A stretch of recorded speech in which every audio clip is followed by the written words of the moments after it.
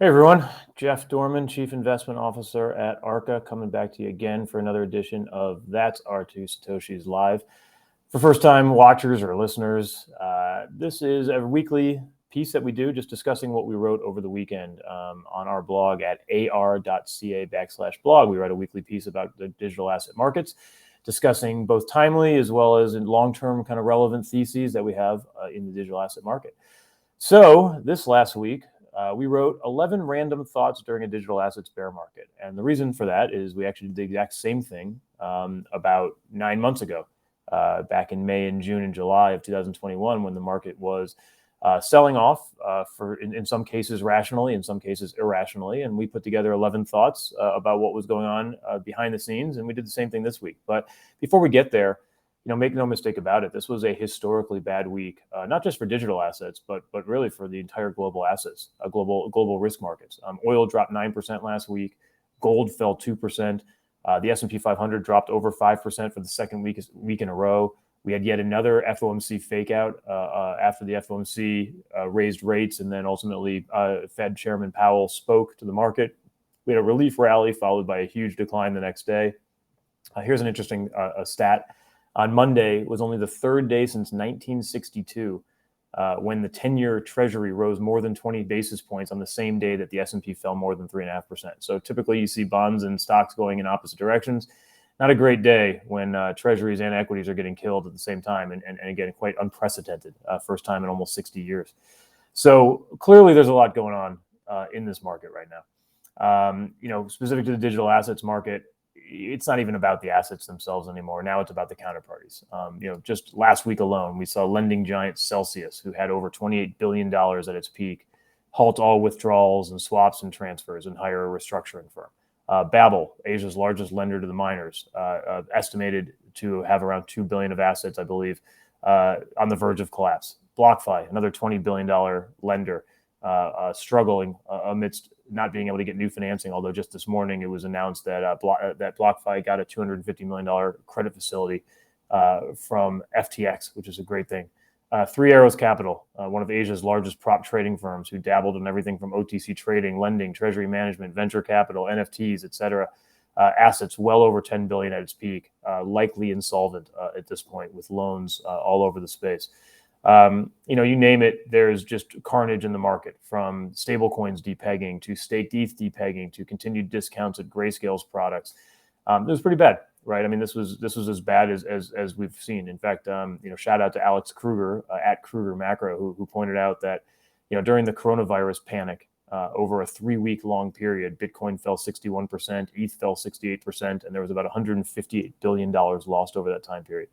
Well, over the last 2.5 months, just starting with the Terra Luna disaster 6 weeks ago, Bitcoin's down 56%, ETH is down 71%. It's lasted, somewhere between 6 and 11 weeks, depending on your starting point, and there's been over $1.2 trillion lost. So this was a pretty big deterioration in the market relative to what we've seen in the past. But it's not all lost. So like I said, we're going to point out 11 things that we noticed in the market right now. And we'll go through each one of them. All of them are available, again, on our blog at ar.ca. So first and foremost, both Bitcoin and ETH underperformed last week. Certainly there's times when Bitcoin underperforms ETH. There's times when ETH underperforms Bitcoin. It's rare that both Bitcoin and ETH underperform the entire market. But that's exactly what we saw. Not even just week to date, but month to date. Bitcoin and ETH are underperforming by a lot.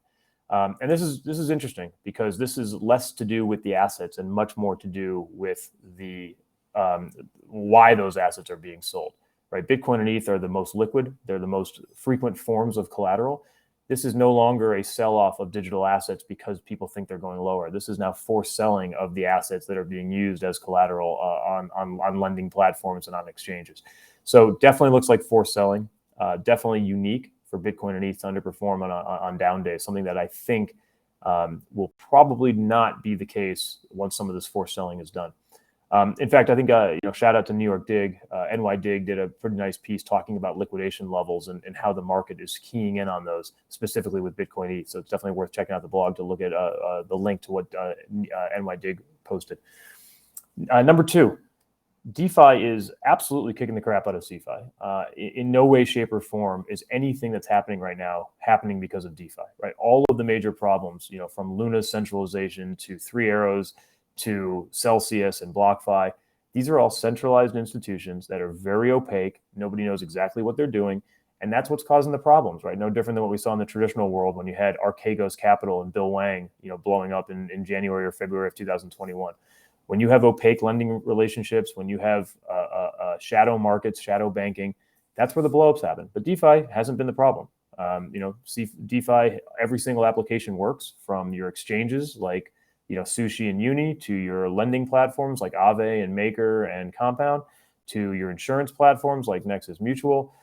You name it, across the board, DeFi is working. And I think this is very well recognized within the DeFi community. In fact, we put a lot of different tweets kind of saying the same thing in our blog. It's not very well known outside of it. We continue to read articles from journalists talking about how all these DeFi blowups, and make no mistake about it, DeFi is doing great. But our number 3 point is that while DeFi is amazing in terms of products, its adoption is being held back not by DeFi itself, but by the end product of DeFi, which is stablecoins, right? Most of the exchanges and lending platforms, you ultimately come away with something, right? If I go swap, USDC for ETH on SushiSwap or Uni, I'm coming back with that ETH. If I go lend my ETH on Aave and pull out USDC, I'm coming back with that USDC. The problem isn't the applications. The problem is you can't do anything with those assets once you get them, right? There's no stablecoin adoption anywhere. I can't go pay my mortgage with USDC. I can't go pay my employees in Tether. I can't go make a down payment on a car with DAI. That's the problem holding up DeFi. It's not the applications. So how do we solve that? Well, once we actually start to get real mainstream adoption of stablecoins, once we start to see real assets becoming on-chain collateral, things like the equity in your home or your jewelry or your cars or other assets that you own. Once you start seeing real-world collateral coming into DeFi, and you start seeing the end product coming out of DeFi, meaning stables and ETH, being utilized, you're going to see an explosion in DeFi. And I think this is yet another stress test that DeFi has weathered and outperformed, and I think it's going to lead to that further adoption. Number 4. Look, USDC equals USDT, BlockFi equals Celsius, Grayscale equals Lido. What I'm saying here is that this industry tends to make heroes out of people like Michael Saylor, but try to villainize people like Peter Schiff. They're the same exact person, right? They're just an online shill of whatever they think is interesting. They're promoters, right? Paul Tudor Jones is a hero because he loves Bitcoin, but Jeffrey Tannenbaum, who is shorting Tether, is a villain. They're the same, right? They're looking for asymmetric opportunities. One's finding it on the long side, one's finding it on the short side. The point is, we continue to kind of overemphasize our heroes and overly antagonize those who are against us. It's the same thing with some of these companies, right? Tether and USDC are the exact same product. They're literally both just unregulated money markets that only started to disclose what they held because of pressure from regulators. The only difference is the market hates Bitfinex because of problems they admitted to 4 years ago, but nobody hates Circle because they have a pristine reputation. But the products themselves are exactly the same. Same with BlockFi and Celsius, right? Alex Mashinsky is vilified because he's sort of brash and sort of loud on Twitter, whereas everyone wants to root for the young kids at BlockFi who have great VC backers. But when you actually look behind under the balance sheet, it's the same product, right? They're both unregistered hedge funds taking customer deposits and doing God knows what with it, with no disclosures of what they're doing, and ultimately, that can potentially hurt depositors. They're the same product. Same thing with Grayscale and Lido, right? They're both asset-backed products. If you go into the Grayscale Bitcoin Trust, you're taking out something that is backed by Bitcoin. If you go into Lido and you put in your ETH and take out staked ETH, you have an asset-backed product. They're exactly the same. People like to hate on Grayscale because they've been charging exorbitant management fees while producing no value for their clients, and people love Lido because it's new in DeFi. The point is not to pick sides here. The point is that these products are the same, and we need to start treating them the same and not just decide who the winner is and who the loser is because we like them better. We do not want to see companies and products that are not well explained put out there in the market to retail. It's our job as investors and as customers in this space to point out some of these inefficiencies and some of these discrepancies. Speaking of Tether and Circle, number 5 is that they're making a fortune right now. Don't forget, their business model is they take your money, they sit on that float, and they invest that float, and they give you a stable coin in return. Well, that wasn't a very good business model when rates were at zero. But now that the front end of the curve is at 2.5 to 3%, and commercial paper is wider, and mortgage-backed securities are wider, these guys are making 3-4%. And when you do the math, collectively, Tether and USDC are about 140 billion of assets right now. So, if you're making 3% a year on 140 billion of assets, that's collectively 5 billion of revenues that these guys are making. So even if you don't believe that they're fully backed or that they're liquid today, they're making a killing, and they will be with profits very quickly. Number 6, highlighting transparency versus non-transparency. For those who have followed ARCA for a long time, you know that we are always erring on the side of transparency, both with our own investors, but also with the portfolio companies that we invest in. We made a big deal about Gnosis and their lack of transparency a couple of years ago when they were doing yield farming without telling their investors. Certainly been pushing for everything from Sushi and other DeFi platforms to be more transparent. But it's a tough situation, right, between full transparency and putting your business at risk. Everyone's been crying about Tether not being more transparent with exactly what they own. But the flip side of that is when you are completely transparent about what you own, like Luna did, talking about the exact $3 billion of Bitcoin they had to defend the peg, online vigilantes are going to start taking advantage of those liquidation levels, right? We're seeing it with Celsius now. We're seeing it with MicroStrategy, right? People are trying to liquidate these companies and projects who are being overly transparent. I don't know what the right answer here is. I think there's something in between being fully transparent and not being transparent at all. But it's something to watch out for, is that as we lean towards a more DeFi and more of a transparent world, we're going to have to come up with some mechanisms to defend against the vigilantes that are trying to liquidate you. Number 7, I don't know about you guys, but I'm absolutely fed up with the coverage of this space. The grave dancing, the negative clickbait, all the biases. We get it. The digital asset market is a train wreck right now. Train wrecks are fun to watch. They're good stories. Everyone wants to write about them. But what nobody is reporting on is, what about the good that's happening in this market right now? So, for example, there's been billions of dollars of forced liquidations, right? BlockFi and Celsius and Genesis and all these lenders who are liquidating Three Arrows and other clients' capital. Well, when something gets liquidated, it has to be bought by someone. Who's the buyers? That means there's, while there's forced selling going on, there's billions of dollars of buyers out there that are not forced buyers at all, that are willing buyers to take down these assets at lower prices. I don't know why I haven't seen a single piece of coverage from anyone in the press talking about who are these buyers. Let's go try to find who's been buying this market. What about the protocols and the projects and the applications that have been building in this space who are collateral damage right now? They did nothing wrong. They've just been building, and all of a sudden their token's down 90%, or they're caught up because some of their treasury was mismanaged by someone else. There's not a lot of stories being written about the good people in this space who are building and putting their head down and trying to make a better world. I think it's pretty irresponsible, quite frankly, of the press to continue to focus just on the negative and ignore all of the positive things that are happening in this time of need in the market. Number 8, cash is king, as we all know, but there is a whole lot of it in this space right now. The last time the digital asset market cap was under $1 trillion, which was a little over 2 years ago, the last time the digital asset market was under $1 trillion, the AUM of stablecoins represented roughly 2% of the market. Today, now that we're back under $1 trillion again, the AUM of stablecoins is equal to 154 billion, which is now 17% of the total market cap. If you actually back out the stablecoins from that math and you just look at how much buying power there is of stablecoins to the rest of the market, that's 20% of the value right there. That's a big number. That means that when and if people decide to buy, there's going to be a lot less assets to buy relative to the cash that's sitting there. And on top of the stablecoins, you also have massive short interest, probably the record short interest that we've ever seen. And you also have more institutions sitting on the sidelines that were ready to come into the space that decided not to because of the last few months, that will come back in eventually when things calm down. So that's a whole lot of buying power sitting there when and if people decide to put their money to work. Speaking of cash, number 9, it doesn't take a whole lot to prop up this market right now because the declines have been so large, 80, 90% across the board.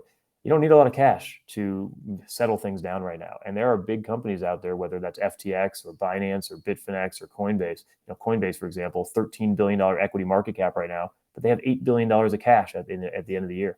That's a lot of cash relative to their market cap to put to work in things that can be accretive to their bottom line.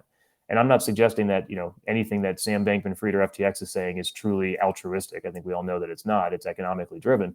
But, while there's all this money that's going to be put to work in this market right now, it's a positive ROI, right? If you have hundreds of billions of equity value collectively, in these bigger companies that is getting destroyed every day because of only a couple $100 million of sells, it's a high ROI to put a couple $100 million to work to stop the bleeding and protect your own equity value. So I'm not expecting anybody to be a saint here. I don't think it's altruistic, but I do think companies like FTX, Binance, Coinbase, Bitfinex, DCG, these guys are going to start supporting the market. And you're already starting to see it, right? You saw BlockFi getting a deal from FTX. There's going to be more like that coming in the very near future. Number 10, let's look historically in terms of, is digital assets dying? Look, no more than the FANG stocks have died. If you look at a graph, and we put a graph in there of in our write-up of Facebook and Netflix and Amazon, the graphs of digital assets look pretty similar in terms of these large drawdowns on the way to massive gains over decades. These decade-long wins are what you're looking for as an investor, not the 2-week declines. So, anybody long-term focused, if you really believe in this industry, stop investing week to week or day to day and start looking at the bigger picture. And finally, what do we do about these rumors and the contagion, right? I think the biggest overhang on this market right now is we just don't know what's next, right? Everybody knows what already happened. Nobody knows what's next. That's a big problem, right? Because there isn't a single financial institution on the planet that could handle 100% redemptions in a day or in a week, right? The fact that, we have FDIC insurance on banks is for that very reason, right? Every single regional bank in the world, every single brokerage account, every single investment bank, they would be insolvent in a day if they had the kind of liquidations that these institutions are seeing in the digital asset world from Celsius and Nexo and Tether and BlockFi. Hedge funds put up gates for a reason, right? If everybody redeemed from a hedge fund on the same day, the hedge fund wouldn't let them because it's impossible to liquidate your assets that fast. So look, all of finance is built on trust. And right now, trust in digital assets is eroding. So how do we build back that trust? Well, first and foremost, the deleveraging has to stop. Once the forced selling is stopped, then asset prices recover, and that helps to build that trust. Look, some of these companies are going to disappear and file for bankruptcy, right? U.S. bankruptcy especially is a really good system for helping companies ultimately distribute whatever assets are left of their company back to their stakeholders and creditors. Bankruptcies, whether it's a Celsius or a BlockFi or whoever else, a bankruptcy is not a bad thing right now. That's going to protect depositors. And then again, the money that will probably be poured in from some of the bigger, more well-capitalized companies in this space, that's going to shore up balance sheets. That's going to build back trust. So, right now, again, a lot of fear. 6 to 12 months from now, all this fear will be gone, and you'll be left asking yourself, did you buy good assets? And as a bonus, I would say a lot of the overhangs are gone as well, right? Anybody who's been in the space for a long time has always known that Celsius is an overhang, that Terra Luna and UST is an overhang, that some of the shadow banking is an overhang. In fact, we wrote about shadow banking back in March 2021. You can look it up on our website at ar.ca. Just search for shadow banking. All these were known risks, and now they're starting to come into the market in a big way. So when those risks go away, all of a sudden you start to look back at kind of where the growth and where the rising from the ashes is going to come from. So again, not going to sugarcoat it. Tough week for everyone in the markets. If anybody, whether you're a company building or an investor, if anyone wants to reach out to us, we'll certainly talk more. But like most of you guys, we're sitting on cash. We're looking for places to invest. We're looking for places to build. And we're big believers in the long-term efficacy of digital assets. So we'll be back again next week. Thanks for listening, everyone. That's our 2 Satoshis.